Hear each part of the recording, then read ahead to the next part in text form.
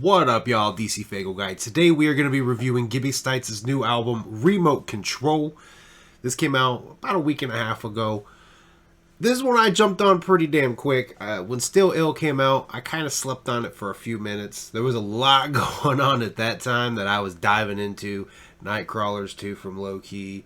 Obviously Wicked Vic dropped around the time. Similarly, this dropped around the same time that Mr. Gray's new album dropped. Obviously, then you had the Berserkers coming out. There's a lot of shit dropping right now, too. But I really like Gibby Stites' sound. I really like his flow. A lot of people that I've talked to really aren't feeling it. I know right now a lot of people are really gravitating over towards LSP and what they're doing. And I've added that shit to my playlist or my library on Apple Music. And I intend on listening to it. I've listened maybe halfway into Cody Manson's new joint. You know, horrorcore wicked shit. I gotta be in the right mood for that. And I found myself really in the mood for Remote Control. So I do have plans to go eventually finish those albums, check them out, drop reviews for them. You know, whether I pick them up physically or not, I want to make sure I at least drop a review to give my thoughts on the projects themselves. But, you know, I've been bumping Gibby Stites. I really fuck with Gibby Stites. I'll really fuck the most with Charlie Beans. His production is amazing. Going all the way back to Blaze's Dead Vulture EP that was released at Gathering 17. If you've seen that review, you remember me going, holy fuck, the production on this is amazing. And Charlie Beans himself popped into the fucking comments of that video and said, yo, my name is Charlie Beans. I did the production. You know, because there was no credits on that EP. I would then go forward onto the Cadaver project and spot a song that sounded just like the production for Dead Vulture. And again, it was Charlie Beans. Then you kind of fast forward to Gibby Stites. I start listening to Gibby Stites and I start seeing this Charlie Beans production and everything clicks and connects. And I'm like, yo, I fuck with this producer. Like, if Joker's Gallery was to reach out to me and say, hey, we're doing a 5-piece of our top 5 producers, fucking Charlie Beans would be in that top 5, hands fucking down. Because I really like his production. Really like his production. So, let's talk about Gibby Stites. Let's talk about Remote Control. There is the physical copy, right? I always try to get physical copies. I always try to show physical copies. It's kind of how I've always done my show, and in the past I've kind of knocked on people who do just reviews of albums that come out. Like, the day they come out, they just fucking drop a review without getting the physical copy. And that's always bothered me. But I also understand that financially, you can't always pick up physical copies, especially when you fucking stretch yourself thin. Like I said, LSP, they're putting out a bunch of fucking music. There's so much music out there to get.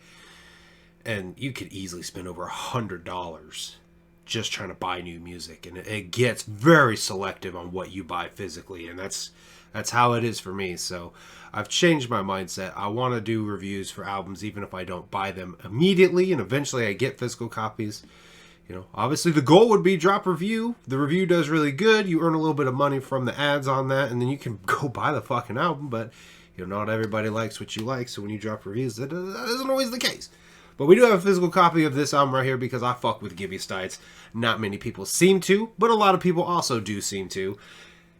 That is the front, and I'm going to be 100% honest with you. I'm still learning a lot about Gibby Stites' like discography and kind of his history, if you will. I know he's got a couple projects out. There's like a Regularly Scheduled Program, I think, is an album he has, and forget what one of them. There was another one that's like it has a TV on the front, but this kind of follows that same story. You know, remote control. Now you have the remote control to the TV for your regularly scheduled programming. I need to go educate myself better on that, and I probably should have before I came to do this review. But I'd realized through some of the comments I had seen that this is kind of like the continuation of that kind of story, I guess you could say. But that is the front that you have a hand hold a fucking remote control. It's called Remote Control. I really like this album cover. It's pretty dope. We will open her up to the inside. There you have the CD. God, what a time to get hiccups. The CD art, which is the same. There you have your track list with all your productions, and when you skim through that, look at that. Charlie Beans is all over this motherfucker. And I've been talking with Charlie Beans on Instagram, and he told me what tracks he produced on this. I hadn't even opened it at the time. I hadn't opened this disc up and opened the inside and looked at it because, you know, I have it digitally on my Apple Music. When he told me what songs he produced, I sent him a screenshot of the top 5 that I put in my notepad on my phone for this album. I was like, well, of course you produced those songs. They're my top 5. When you look at my top 5 tracks, they are all but one of them. There's one of them that's not produced by him. But you look at all the other ones, they were produced by Charlie Beans. I really fucking love his production. And I'm super stoked. I heard that he has, I heard Kung Fu Vampire has a track that has his production. Yo, Kung Fu Vampire, I doubt you're watching right now, man. But if you do a whole project with Charlie Bean beats, whew, that's going to be fucking fire. Yeah, maybe if it's even just an EP, because I think you like to work with a variety of producers. And I know he's got his homie Paxton that does a lot of his production and his mixing and engineering. But a whole EP at least of fucking Charlie Bean beats, god damn, that would be fire. But I digress. Let's move forward. That was just a little, I didn't really try to pull this out. A lot of times I've been embarrassing myself in trying to do that. It's just a little like insert. There's no book to it or anything. We will flip it over to the back with the track list, which is Bipolar Poetry. I got a dozen different meanings, my poetry's bipolar. It's like part of me is an angel for the gift of life, I'm grateful. But part of me breathes cynicism in me, and it's hateful. Word to taking into that C-Bop. Mind your business. But I'm better off riding alone while you pocket watching on the next man. That's something I don't condone. Shout out to those who be riding tough, turning my music up high as what? Y'all give me hope when I'm feeling like nobody knows. Saturday morning cartoons. Like a real cartoon, let them watch me like I'm on TV.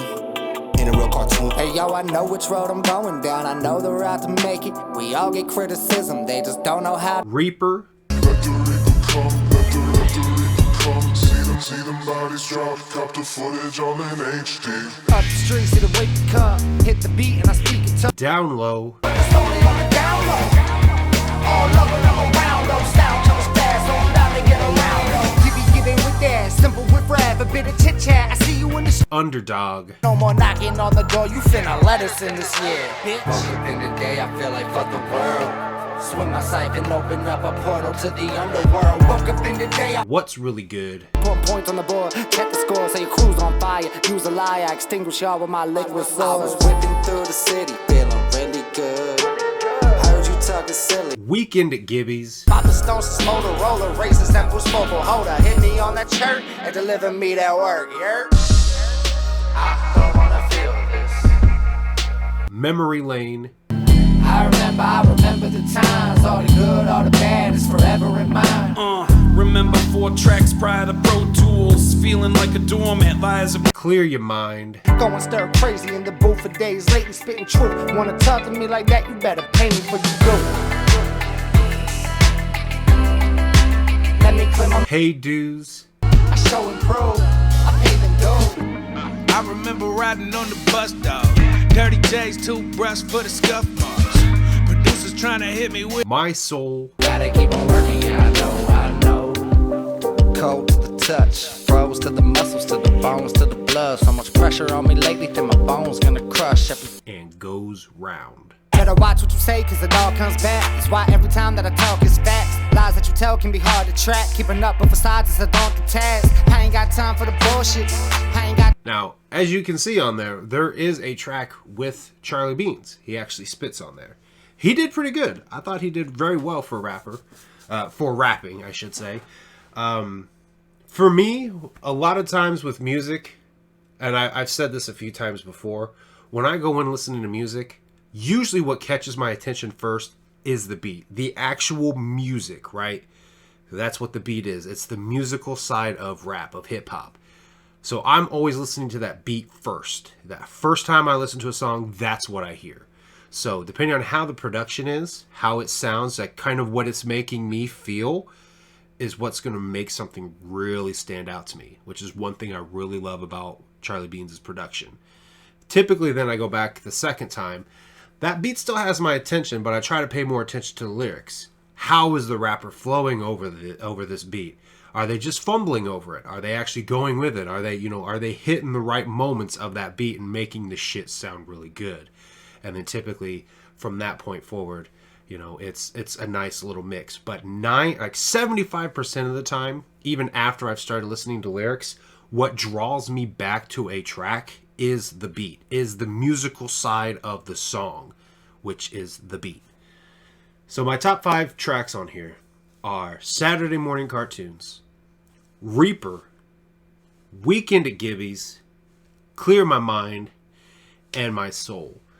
And my favorite out of those 5, and this was a tougher one to really narrow down, because I'm stuck between Weekend at Gibby's and My Soul, with Clear My Mind like right up there too. Like, it's probably at number 2, like clawing, like it's grabbing the feet of that top spot, because I would probably have to give the top spot to both of those tracks because I love them very well, like equally. I love them both so fucking much. And honestly, I would probably put Weekend at Gibby's at number 1. But like I said, My Soul is right there. He's got the fucking waist of Weekend at Gibby's. He's got that number 1 spot, and he's just holding on like, probably more like this. He's probably like, at this level. Like, he's holding on to that waist like, you're number 1, but I'm fucking number 2, and I'm coming for number 1. And then right behind that, you got Clear My Mind holding onto the ankles of My Soul. Like, I'm number 3, but I'm going to come my way up too, motherfucker. Like, they're fighting in my head for that number 1 spot of what I like the most. But those are my standout tracks. I think the album all the way through is really fucking good. Like I said, I've seen a lot of people. I've reached out to people that, they still ride with M&E hardcore. When I first discovered Gibby Stites last year, I was surprised by the amount of people that were like, I don't feel them. And I was like, dope, the fuck? Like, I'm fucking with this M&E artist, and he's not with M&E anymore, as you can tell. He dropped 13th Wonder and Welcome to Illville. If you watched my review for Still Ill, I guess he made the decision not to renew a contract and continue to release music through M&E, which is awesome because he's killing it on his own now. I mean, it's not awesome that he left the label, but I think it's awesome that he's able to do it on his own without a label. Like, that's the part to celebrate, is when an artist can do it without the assistance of a label, because, we've been talking about it on the channel here probably easily the last 7 months now, here and there. Like, artists, there's not a lot that labels can offer them. If they can financially do it on their own and have the resources to do it on their own, it's doper for them to do it on their own. Obviously, a label can be kind of a springboard to launch and gain a following that will allow them to do shit on their own. And that's, to me, what we need to celebrate a lot fucking more. Not who's associated with who and who's got that fucking stamp of the label on their CD. That, to me, doesn't matter anymore. So, but yeah, I fuck with Gibby Stites quite a bit. I was a little, disappointed to hear that not a lot of the people that I talk to, when I mention Gibby Stites to them and I hear they're not really fucking with him, that kind of sucked, because the type of people, and I'm not trying to call anybody out with this, but the people that recommend and refer music to me that I fuck with, and the people that I talk to and we have similar tastes in music, when they're like, yeah, I wasn't really feeling Gibby, I don't care for it, that to me was like, damn.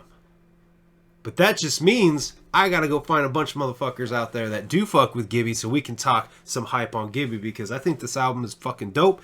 And I want you, if you've listened to this, if you like Gibby Stites, if you fuck with Gibby Stites, you tell me down below what you think about this project right here.